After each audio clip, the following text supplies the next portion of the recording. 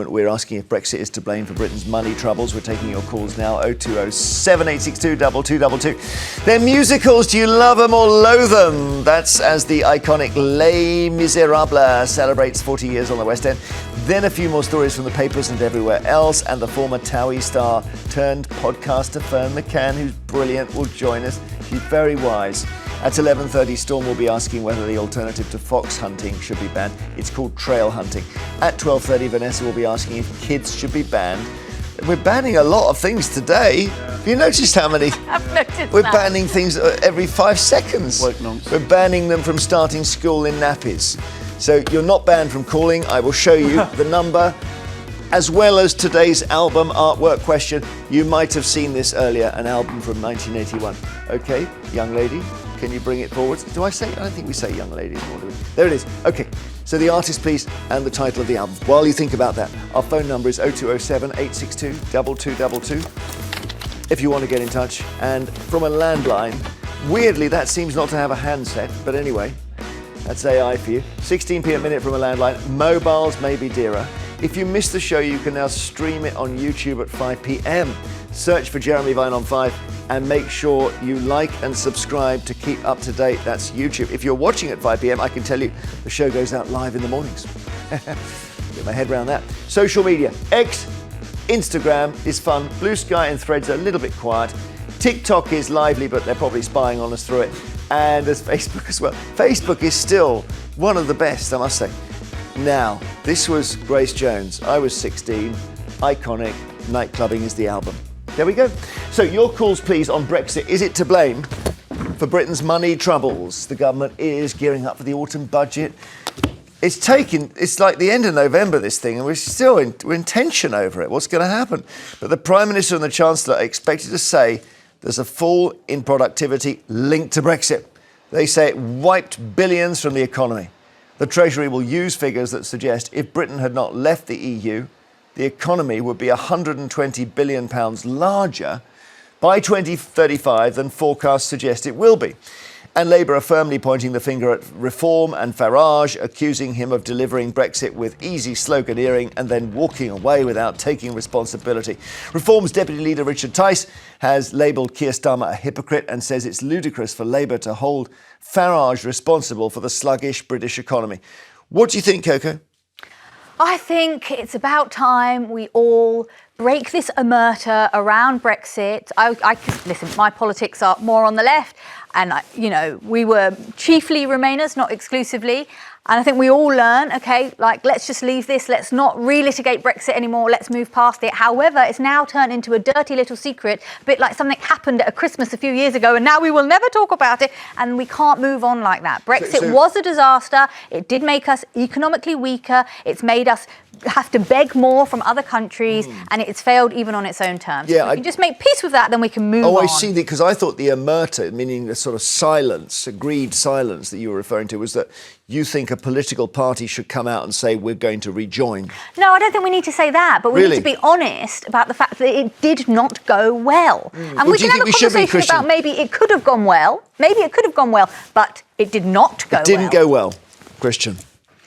It didn't fail on its own terms because the point of Brexit was to put British politicians and British parliaments back in control of the country's destiny for good or ill.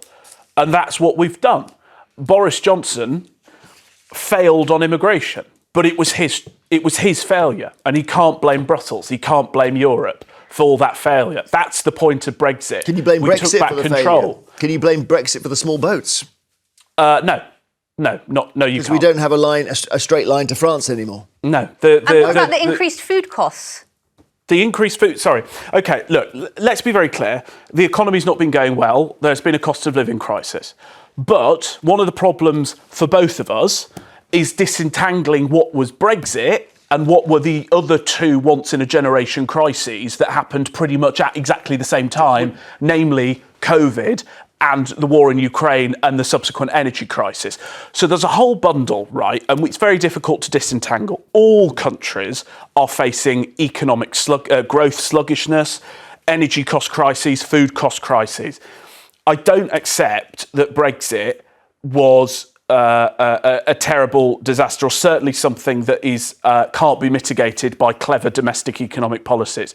What I do reject... You think Brexit's at the heart of it? I don't know if look, I agree with Christian in that there's lots of once-in-a-generation things that have happened to us. The climate catastrophe, cost of living crisis, COVID, war in Ukraine. But to pretend that Brexit has been neutral, I just don't buy it. OK, like we can argue, was it a 5% failure or a 25% failure? It's still in the failure camp. It has not been good for Britain. I'm willing to, and I would have said this at the time, I think most people who voted Brexit were willing to take a couple of percentile off various economic performances if it meant getting the other benefit. So no, that was the Project Remain or Project Fear or whatever. The entire campaign about Brexit was warning that this would happen. People still voted for it because they were that angry about the state of the country. We were paying $22 billion a year to be in the EU. Well, exactly, and we're saving that. And Rachel, the NHS, where has that gone? It went to the NHS. Come on, come on. No, it's true. Come on. So so they're talking about 2035, are they in this forecast? Yeah, look, now, if you take our membership fee and you multiply it by 10, you get 220 billion, which is a saving. It's if I'm sure Rachel Reeves wouldn't be very happy having to find 25 billion quid a year to pay in net payments to the EU if that were the alternative. Well, unless it helps British businesses make more money. Let me just take it back for a second, because we can talk about this, but the point is this: Rachel Reeves has never mentioned this before. She came into power in 2024 saying that everything was the Tories' fault. She delivered a terrible budget that raised all our taxes, and she said it was once in a parliament, she'd never have to do it again. And she said she'd fixed all the problems and she'd filled the black hole. And that was a lie. And she has failed, and she is pathetically scrabbling around, flailing, trying to find any excuse to dodge responsibility. Rachel, not me, Gov Reeves. Okay. Nothing's her fault. I'll come to you in a second, Coco. Shelley and Tyne and Weir, what do you think? Is Brexit to blame for all our problems?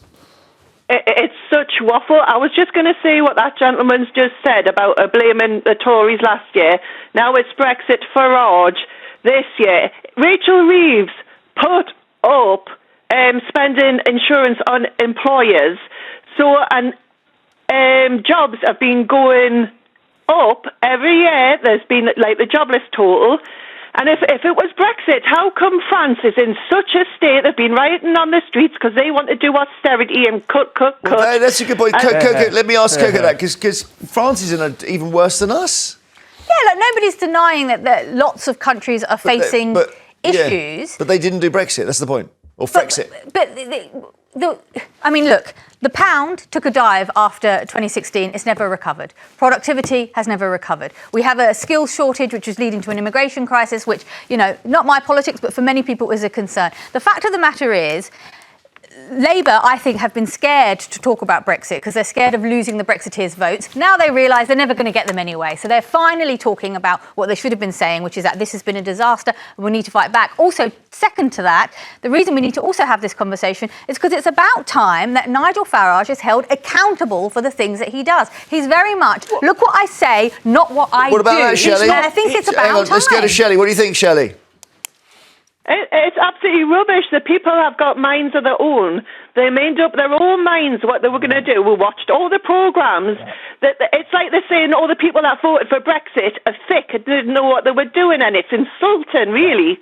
That's not true. Sorry, if someone disagrees with you, it doesn't mean they're saying you're thick. You're not calling me thick. I'm not calling you thick. We disagree on this. But ultimately, you and I aren't in politics. We are just normal citizens. And so politicians need to be held to a higher accountability. And if they go and say that we'll put £350 million into the NHS and it doesn't happen, I think we have a right to say, I'm sorry, that was not fair and that was not right. And I think it's good that we are questioning Nigel Farage. Nigel Farage was campaigning for Donald Trump when he was an MP, not representing his constituents. We let this man get away with murder. Shelley.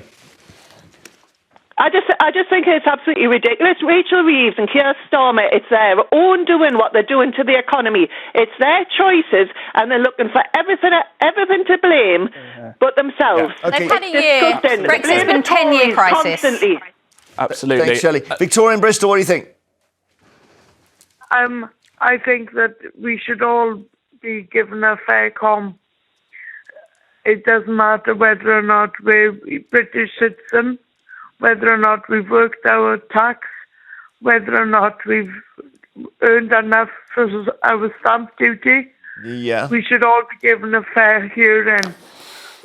Criminal record or not. I have a criminal record. Oh, what I've got for? ABH and GBH.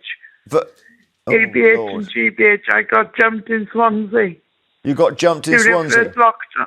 Yeah, during first lockdown, I was the first time I went to prison.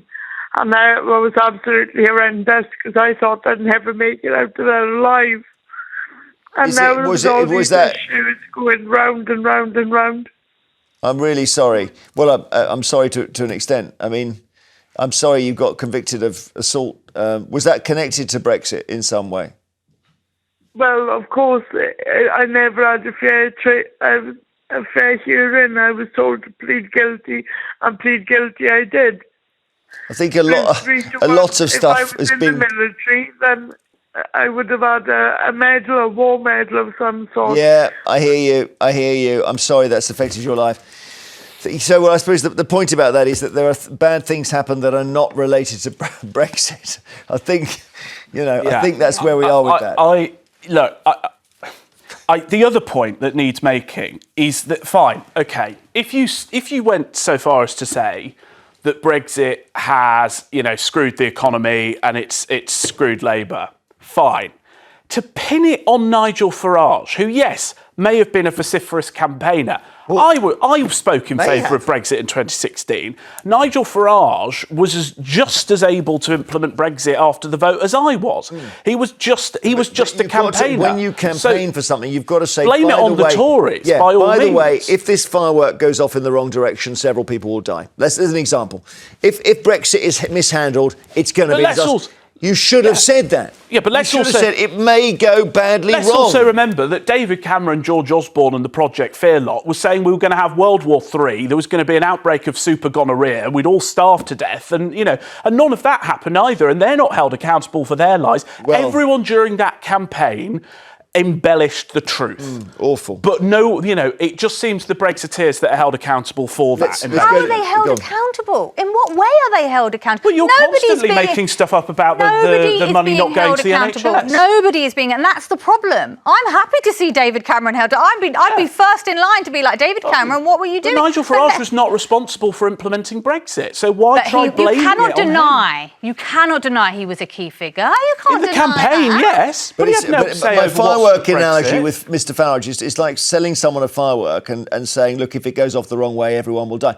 And, OK, you didn't light the fuse on it. That's a fair point. Yeah, if you sell a firework... maybe the warning should have been, if Brexit isn't handled correctly, it will be a disaster. Yeah, but you could say that about any political... you could say that about Labour's election win last year. We'd say, well, it might go completely, head over heels into a ditch. Okay. It's still people still voted for it. I think that's democracy. I do a podcast and we are on the left and we are constantly talking about Labour's failings. It's not true that we aren't holding people accountable. Nigel Farage, I'm sorry, it feels like there's one rule for him and for everyone else. Okay, thank you. Reform just yesterday cancelled their promise of £90 billion of tax cuts. It's not going to be a U-turn on the front page of every single paper as it would be, as it has been for Labour. Let's move on. Let's talk to Vanessa about what's coming up on your brilliant show, Vanessa. Hi, Jeremy. I'll tell you what's coming up. First of all, we're going to be asking, should schools ban children in nappies from starting in kindergarten? It's happening more and more often, taking up teachers' time. Is it time for a ban on that? Should bungalows only be sold to pensioners? Is it time we stop whinging on and complaining about the NHS and counted our blessings and we're a bit grateful? And have the weight loss jabs taken the edge off weight loss? Does it mean that nobody gets the praise they really deserve anymore? All of that coming up, Jeremy, on my show at 12:30. Thank you, Vanessa. Exactly what we were discussing, Christian.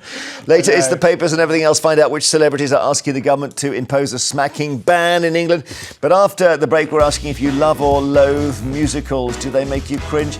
Even when it's 40 years since Les Miserables started, do you like nothing better than a world where people burst into song? 020 7862 2222.